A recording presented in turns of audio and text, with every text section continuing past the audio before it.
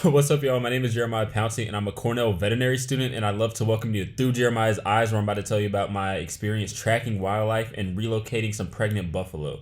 So this past summer, I was in South Africa doing some veterinary conservation work, which was focused on elephants and rhinos. But this day, we were actually going to be relocating some buffalo, as well as doing some pregnancy checks on some buffaloes as well. Now, to be able to do this, I partnered with Loop Abroad as well as a veterinary conservation organization called Wildscapes that's actually based in South Africa. And the entire team, from Ben, Leah, Joel, Bart, literally everybody tangentially related to them, is all absolutely amazing people. But we had to actually relocate these buffalo to not only perform some health checkups, but also just to reintroduce a buffalo into the herd.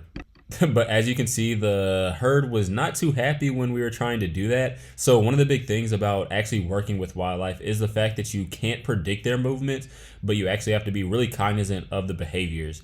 Buffaloes out in the wild, they are prey animals and they find power in numbers. So when you see the truck with the team that actually had the buffalo on the back of it, you see that the actual herd of buffalo is trying to intimidate them. But that's why throughout this entire process, we had to be patient, because we were actually eventually able to reintroduce the buffalo. And you can see that the herd was actually a little bit weary of the buffalo, but eventually took him in again. But after we were done with this, we had to actually go over to another location and do the same sort of work.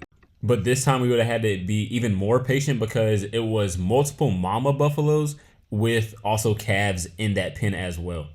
And with any animal, as you should know, the mom is not going to be wanting to be separated from the calves, and the calves do not want to get taken away from their mom. So we had to be really patient. We had to dart each of the buffaloes to be able to make sure that we are all safe while we're trying to perform these checkups, do the pregnancy checks, and give the proper vaccinations that we need to. But one of the cool things about any ruminant species or large animal species like a buffalo, like a cow, is that you do rectal palpations to be able to check if they're pregnant. So as you can see right here, my arm is up the butt of that buffalo, which is able to give me access to actually be able to feel around the insides of the buffalo. So I was moving my arm around a little bit, and I was actually able to feel that there was a baby in the uterus. So congratulations to the baby buffalo, or I guess like the mama buffalo and the daddy buffalo. But regardless, I really appreciate you tuning into this episode of Through Jeremiah's Eyes, where I showed you about a little bit about tracking wildlife as well as relocating some buffalo and making sure that these mama buffaloes were healthy and pregnant.